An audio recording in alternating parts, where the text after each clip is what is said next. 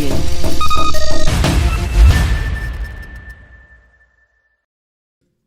Yeah, perfect. Okay. We're joined now by the two O'Connor brothers tonight, Noel and Jason, on the Limerick Soccer podcast. Good evening, lads. Firstly, I suppose we'll start, Jason, with yourself. Great news at the weekend, confirmed on Saturday evening with the news that Treaty United will now be taking part in the Airtricity League First Division for 2021. There's been a hugely positive reaction around to the news as well. Yeah, Adrian, I think every part of the football community in the Midwest is delighted. We've seen comments from nearly everybody, I suppose, past players and past managers and maybe future players and future managers as well. So everyone is delighted. It provides that pathway again, Adrian, for all the young players in the Midwest to aspire to reach. And it's imperative really for football in the region that we have seen senior representation in the men's game this year. And Noel, it was imperative, as Jason said, to bring those pathways back for younger players as well. Do you feel that it was imperative that the Treaty United brand, obviously, and senior soccer returned to Limerick within the 12-month period, because it probably would have become a lot more difficult the longer it went on, and it has been done relatively quickly? Well, I think, and that's the real success, and I think the grouping, the committee or board of Treaty United deserve massive credit, because in fairness to them, anyone who's seen the license application itself, it's like the Bible and War and Peace together. It's a massive document to fill, and the group that is Treaty United, in fairness to them, they don't have any previous experience or any previous membership, if you like, from the former regimes in Limerick, which probably is a good thing, because it adds to the whole freshness and the idea that we have a fresh group and a fresh start, and more than a one-man band. It seems to be more of a stronger grouping, and I think that augurs really well for the staying power, if you like, of Treaty United. Yeah, Jason, Noel mentioned there the fact that it'll be a totally fresh start, effectively. But for the development, obviously Treaty had a women's senior side and an under-17 side last year representing the region in the Women's National League. But do you feel it was vital for the development of the club as a whole that they got a senior men's side, and obviously opens up the opportunity for the underage academy as well?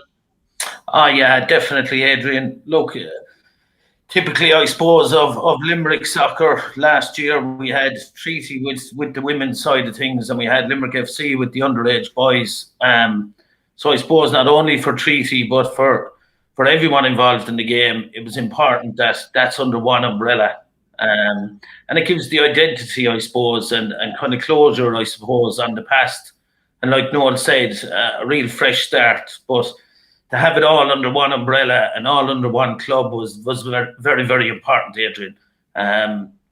We mentioned the word sustainability, I suppose, and that's something that's been thrown out a lot. And that's something that's really going to have to be delivered, I suppose, from Treaty United, if we're going to have long-term success as regards a pathway for schoolboys and footballers in the region. Yeah, and before the lockdown, Noel, you obviously had set up your own academy in conjunction with the Limerick District League, so you'll obviously know how important that is, and you're well aware how important that is to the future of soccer in the region. And so, as you say, as Jason says, to have it all under the one umbrella is vital now as well for the development of players in the region as well. It is, and I think in terms of the academies, as what I've heard today is like it's unlikely that there will be, say, underage football at any grouping in terms of the district league or the national league until about the end of May or maybe June.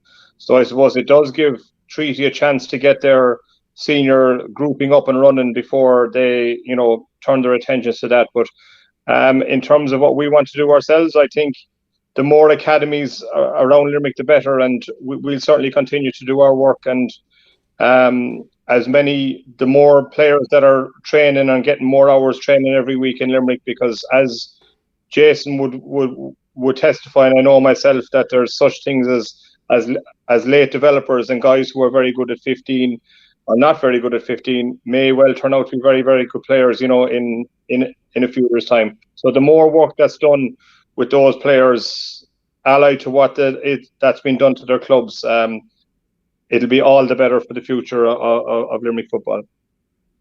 Yeah, absolutely. And another aspect to this, Jason, as well, is the fact that the LEDP, the Markets Field, have been very supportive, and the club will be playing out of the Markets Field this year. That was another important aspect to this whole situation as well. I think it's a relief, Adrian. I suppose the one thing like the Treaty don't have is their own facilities per se.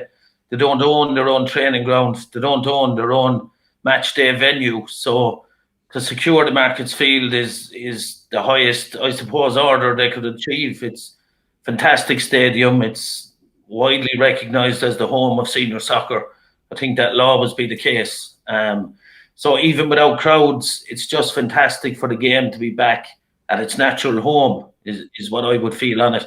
The Markets Field, as we said, up there with the best in the country, fantastic facilities, and something the whole city can be proud of. So Treaty, I'm sure, are delighted to have that connection and have secured that. That obviously Treaty don't own their own facility at present. Obviously, you'd imagine that will be top of the order for the future. Obviously, maybe in long term and short term, that that the club will develop its own training base and the likes. But you know yourself, like how difficult it is from your own time with Limerick, how when you're moving from facilities all the time. So you'd imagine that will be one of the main aspects that they will be hoping to maybe forge links, obviously with the colleges, but in the long run to actually have their own facilities. Yeah, and I think they're probably the most likely grouping that we've had in the last 25 or 30 years that maybe have the ambition to do that and the capability as well. In terms of who's involved, with the chairman being Con Murray and his links, obviously, in the public service and with councils, with the city council and other councils and the work that Dave Mahidi did outside in UL in the last 20 or 30 years. I mean, he was the mastermind behind the likes of the development in Maguire's and the North Campus and the 50-metre swimming pool, just to name 2 or 3. Like there's 8 or 10 4G pitches out there now. So, they certainly have the links. I was only thinking about that this evening. You have John Moran's project, if you like, as well, at the back of the railway station. I wonder is there time for the likes of Con Murray, to talk to John Moran and maybe look for a few acres up there, maybe 5 or 6 acres where there can be pitches built and set aside, not only for Treaty, but obviously for the underage academies as well. Obviously, UL is a great facility for us, but it would be brilliant to have something in the middle of the city and certainly at that side of the city. And I'm sure it would be something that Jason would be delighted to see as well. With the likes of those teams in the South City, they're crying out for some facilities to go training. Yeah, absolutely. And Jason, I know yourself and myself have had many of these, what you'd call almost utopia type discussions of how we could join, Limerick District Schoolboy League, the Limerick Junior League, and obviously having a senior club, all, working under one umbrella in some ways and forging relationships. I know that you in your article last week, you said that, maybe to start off with situations like if the clubs, obviously met and decided to maybe, if junior clubs decided to have maybe professional coaches coming in and train the teams from Treaty and well-known coaches in return for maybe use of facilities, stuff like that. Is that something that you would hope would be happening in the future? Oh, it is, Adrian. We see examples all over the country. Bray obviously will be the topic of conversation shortly in Limerick's first game, and they have links with St. Joseph's Boys in Dublin, one of the biggest schoolboy clubs in the country and one of the most successful clubs at producing players. You see it obviously with Bowes and, linked with St. Kevin's Boys. There's another obvious link, Cherry Orchard, Crumlin and country really. And I would like to think that's something that Treaty United will explore. If they're going to have funds available to buy their own training facility or develop a piece of land, like Noel said, they're going to have to watch what they're spending. And if there is going to be academy teams in the near future, training probably 3 nights a week, as well as the first team training 3 nights a week. I know there's probably a deal done behind the scenes with UL to keep that cost at a minimum, but it's still a cost, Adrian, and it's a two-edged sword, really, because them barriers, for the want of a better description, between grassroots clubs and junior clubs and the senior game have been there as long as Noel and I have been involved, I suppose. And if it's this fresh start that's been advocated by Treaty, that's really one of the first points that they have to look at, in my opinion. Yeah, I know that Limerick FC in the past had used maybe Pike Rovers for a season when they were stuck, for a couple of seasons, when they were stuck back in 2003 and 2004 and all. But obviously you would have been rightly in the thick of being involved. And from the outside looking in, it always looked like there was tension between maybe junior clubs and senior clubs. And if that was the case, Noel, you'd obviously be hoping that will now change in the future. Yeah, I suppose, listen, I mean, the bottom line is no club wants to lose players, and look, I think at the end of the day, the reality is some players will want to play senior soccer regardless, and other players won't, and I can understand why some players or some clubs would be upset by that, but I also feel, and hopefully what I have heard from Treaty is that they have contacted already the local league and probably some of the clubs, because they obviously have to recruit at the moment. And I suppose this year, more than ever, it'll probably be tricky because, they're obviously starting from scratch and they have to recruit a whole squad. Whereas, you'll be hoping that it wouldn't be such a high amount in the next few years, because A, they'll have their own academies, and B, hopefully they'll only be looking for maybe a couple of players every year. But I think you'll always have that bit of tension, but it's the personnel that are involved. I think things may well have changed in terms of, if you change the personnel at times, and people become a bit more enlightened and see the bigger picture, and hopefully that's the way things will develop in the next few years. Yeah, I'll ask this question and aim this question at both of you, but firstly to you, Jason. Obviously, you've both been managers, and although it's been obviously hugely positive news to get back into the league, maybe the timing could have been slightly better in that, it only gives them maybe 4 weeks of recruiting players and organising training sessions and the likes. Like it's a real headache for Tommy Barrett. It's obviously one he would like, because he would like the opportunity to do so, but it is a really tough task now in terms of recruitment and training. It is, Adrian, because he doesn't have 4 weeks to recruit players. He'd have to have his squad in by the 25th of this month, which is only a few days away. But I'm sure that work started, you'd like to hope anyway, that it started maybe a month ago, with tentative inquiries around players' availability and stuff like that. But again, the budget won't be huge, I'd imagine, to bring in players. The pond, I suppose, to pick from is very limited. We saw there only yesterday that Will Fitzgerald has signed for Derry City. So he would have been one on Tommy's radar, I'm sure. Galway will be somewhere he's looking at very, very closely, I'd imagine, to see what players are available there. I know there's a couple of defenders and maybe a striker available that haven't agreed terms with John Caulfield in that full-time environment. That might be something that he could look at. But I did a piece again a couple of weeks ago, and we've discussed this on possibly who locally can make that step up. And it'll really depend on what work them individuals have been doing themselves during the lockdown to keep a baseline of fitness, I suppose. He probably has 4 weeks, Tommy, to the kickoff. That 4 weeks will be spent on, I'd imagine, sharpness, sharp stuff, tactical stuff, because that's going to be a huge side of things for him. He's starting at a huge disadvantage, as we said. So, yeah, he's up against it. But look, let's not start making excuses and things like that before he even begins. We all want him to be some bit competitive, I suppose, to keep fans happy, to keep everyone happy, and to breathe life into the thing. They'll need results. They'll need some sort of results. And his tactical side, his tactical approach will be tested, I think, more so based on who he recruits. That recruitment needs to be strategic, of course, around what way he's going to set up. Not having a live audience watching the games will be less pressure for the players, less pressure for Tommy, and may allow him to I suppose, be a little bit more negative than would be accepted by a live audience, Adrian, if that makes sense, because the focus will be from the outside in on results, very much so. But look, the clock is against him. I'm sure he's been doing a bit of work in the background. There is local players that are good enough, and obviously the situation with the Junior League, where it's unlikely we're going to see any action there until towards the end of the year again, might entice some of them players to commit, and you'd hope so.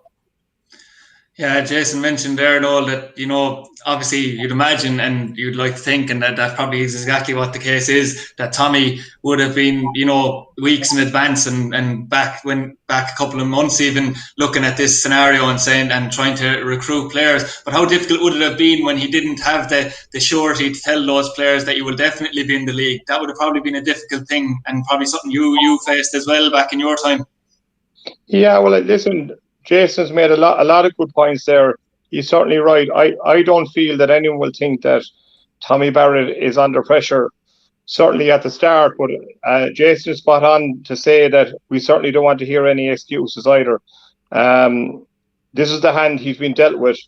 I'm sure he's delighted to get a chance to get back into the league. And you know, when you get that opportunity, you know, you don't want to be making excuses. I'm sure he has been looking at players and putting a squad together in his head and on paper. And I suppose it probably isn't as difficult as people may think, because it may be more difficult if the junior season was live, but it isn't. And I even heard say in the last few days from Wexford FC that they certainly got a lot more players than they normally would, looking to play, because the guys should be mad to play football at the moment. You know, guys haven't played football in months and months, and this is the only show in town in terms of the Midwest. So, I mean, certainly guys who want to play and who certainly want to play at this level, you know, they should be chomping at the bit. And this is an opportunity for them to play in the highest league in the country. So it shouldn't really be that difficult to get the right player in. If guys are saying, well, I can get, you know, €100 to play for X, how much you give me, you know, I believe I'll be letting those guys off. You want to get players in that have a bit of ambition. I know they're working really hard. Jason mentioned Galway. There certainly was a couple of good players in Galway who couldn't commit to full-time football, and I'm sure that they're still mad to stay in the league. As far as I know, there could be a couple of players coming from Waterford on loan. I know that they've been looking at players from a prominent junior club in Clare, and they're also been looking at a few players from a prominent club in Tipperary, as well as some local lads as well. So listen, the work is certainly being done. They're the only show in town. There's no competition for them in this area in terms of recruitment. So hopefully they can get their work done by Thursday or Friday, whatever the date is. Jason's right about that as well. And in a way, that's probably a good thing, because it means that you have to get your players in, get your squad in, and get working right away. They have 4 or 5 weeks to get it right. They're going to have to work tremendously hard. If the guys who've done their fitness all along, obviously that's going to be hugely important, because if a guy isn't fit now and trying to get him fit in the next 4 or 5 weeks, it's going to be very, very difficult, because generally guys who aren't that fit, and when you bring them into pre-season, they're getting little nicks and little niggles, which puts them out for a week or two and only puts them further back. So hopefully they get their business done in the next couple of days. Forget about the excuses and get down to the real hard work of getting ready for that first game on the 26th of March. Yeah, it is going to be a difficult division in some ways. Obviously, as you've mentioned, you do have strong sides, obviously, on paper, like the likes of Galway, Shelbourne, who are both full time effectively. Then you have, you know, Bray, hopefuls to go up as well, who we know Limerick playing the first game.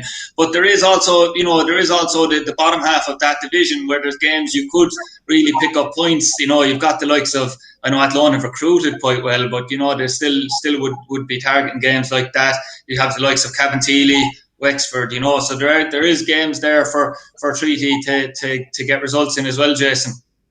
There is, Adrian, you know, and the lads have to be positive in their approach. And look, you'd relish the game home and away, I suppose, against Galway because of the ex-Limerick player connection involved there. And Tommy, I'm sure, will enjoy pitting himself against John Caulfield. They're ones that are going to be leading, I suppose, or expected to lead the way, especially in a full-time environment. But look, myself, and I'd like to hear Noel's opinion on it, it's the tactical side, I suppose, and how Tommy approaches games tactically and looking to pick up points in every game is the thing, Adrian, and like I said there, without the live audience for the players and for Tommy, obviously the club will miss the financial side of that, but they can afford to be a little bit hard to beat, for the want of a better description, and I think that was an approach that was lost in the past in important games. And look, while everyone favours maybe the 4-3-3 approach and the expansive football, it's a results business now for Tommy and for Treaty United senior men's team.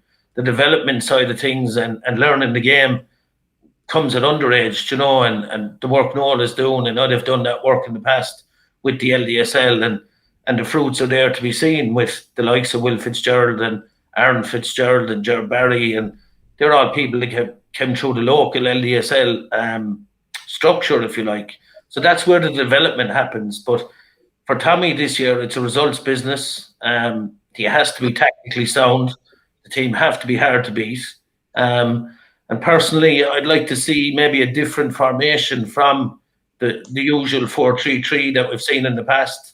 I'm always in favour of 2 players up front.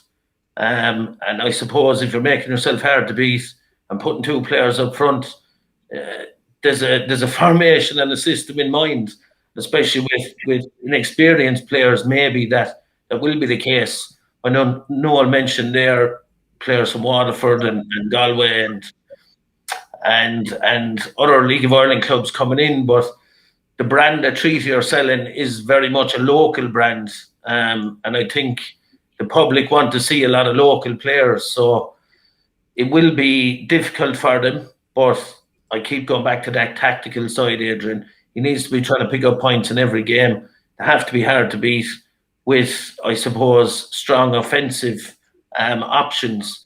People like Conor Ellis spring to mind, Sean McSweeney would spring to mind. And there's a lad from Galway in my mind, but I don't want to be probably alerting anybody else to him. I'm sure Tommy is. Well, do you agree with 6? You didn't concede a lot of goals, won a lot of goals. There was a lot of organisation. Absolutely. There's not one thing Jason said I wouldn't agree with. And like Tommy has had a couple of years in the league. I suppose he should be kind of bedding down the principles now. And like, the big thing about not conceding goals and picking up a point here and there, and it certainly can be done. And you're name checking teams like Wexford and Athlone.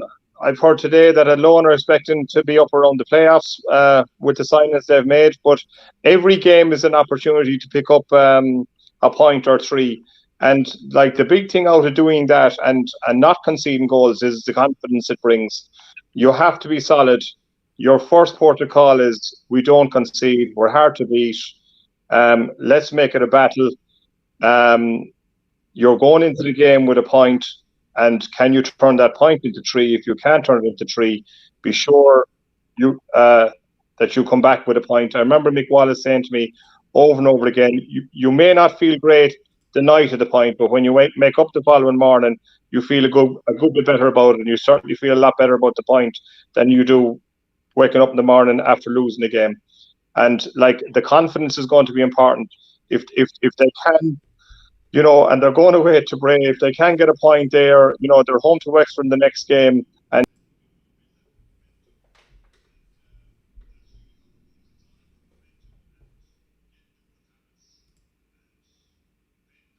of not conceding sloppy goals from free kicks and corners and throws, being organised for all those things. Obviously, you want to play, you play the football in the opposition half and you try and create something. But when you're out of possession, everybody is working their socks off to make sure that you're very difficult to score against. Yeah, absolutely. And Jason, I know we would prefer to have these players playing here locally with Limerick at their own clubs, but there has been a growth in the last number of years, maybe the last 2 to 3 years in particular, and some of it down to the fact that there was no Limerick team last year, obviously with the Galway players in particular, with Limerick players Limerick born and bred players playing in the League of Ireland. And I know when I said that to Tommy Barrett before, that that was he disappointed that some of them weren't playing with Limerick, he was saying, well, actually it's the opposite way around. At least Limerick players are now getting around the league, because there was at one point maybe only Bobby Ryan that was playing with another club outside of maybe Limerick-based players playing with Limerick. So are you happy to see maybe the growth of Limerick players playing around the league in general as well? Oh yeah, Adrian. Look, my view has always been that local players should play at the highest level they can, and that's kind of across the board. So I suppose it's a testament to what went on in the past, and through different people, I suppose, and through different entities, the LDSL, the FEI locally, Limerick FC and their academy in the past. It's a testament to all that work that we see the amount of Limerick-based players or players that we associate with Limerick football playing across the league. And even Yo-Yo Maddy now will obviously line out for Shelbourne this year, top scorer last year with UCD. He's a player I'd be very familiar with, spent time at Mungo Regional in the schoolboy league, was in our centre of excellence with the FEI before taking his studies to UCD and bursting onto the scene. We've mentioned Will Fitzgerald, and then you have Killian Bruder and the likes, and Sam Ward, Lee J. Lynch. All these lads are I suppose, products of local clubs and the local system. So, well, there's a lot of negativity around football in Limerick often, Adrian. We can't ignore the fact that players are progressing, and players are doing well. We see recently Dara Costello signed by Burnley in the English Premier League. Again, Dara would be a player I'd be very familiar with. Actually recommended him to Galway at the time when they signed him for their underage squads. And look, the rest is history, I suppose, for Dara. That's testament to Aisling Anacati for the work they've been doing outside. And it probably leads me back, Adrian, to them links we spoke about, and it's really important, I feel, that Treaty make them links with the local clubs. And that pathway is visible, I suppose, for all the young players to the highest level of the game in Ireland. On a final note, Noel, obviously, unfortunately, due to COVID restrictions and the likes, it's unlikely that Treaty will actually have supporters at their games for many months, which is a pity. But obviously, hopefully, with maybe like the likes of streams and other things, that supporters will be afforded the opportunity to watch the team in action.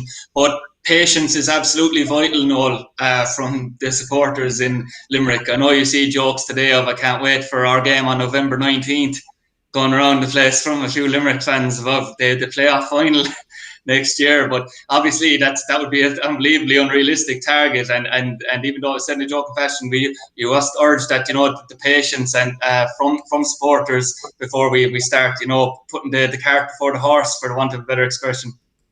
Yeah, just before I answer that, I mentioned Carl O'Sullivan as well as another Limerick player who's doing excellently well. I was talking to the management at Harps at the end of the season, and he's had a great season with them. It was a kind of an unusual move, for want of a better word, and they love him up there. He's done fantastic for them. In terms of the supporters, yeah, listen, the supporters are the supporters, and they can have their impatience and their dreams. Like the coaching staff and the club themselves, they need to have their heads down and pointed in the right direction, and don't worry about what the supporters are thinking, and focus on their jobs and where they want the club to go. And listen, it will take time, but who knows? They could be in the playoffs. No one knows. But if they're not, they're not. As long as they improve and they bed down their principles, and they're solid again for the following season, that's all that really counts. Yeah, absolutely. It's been a fascinating chat, Noel and Jason. Thanks very much. And obviously, we'll be hoping to maybe make it a regular fixture throughout the season for Treaty United chats. And it's great to actually have the opportunity. And thanks for joining us. No problem.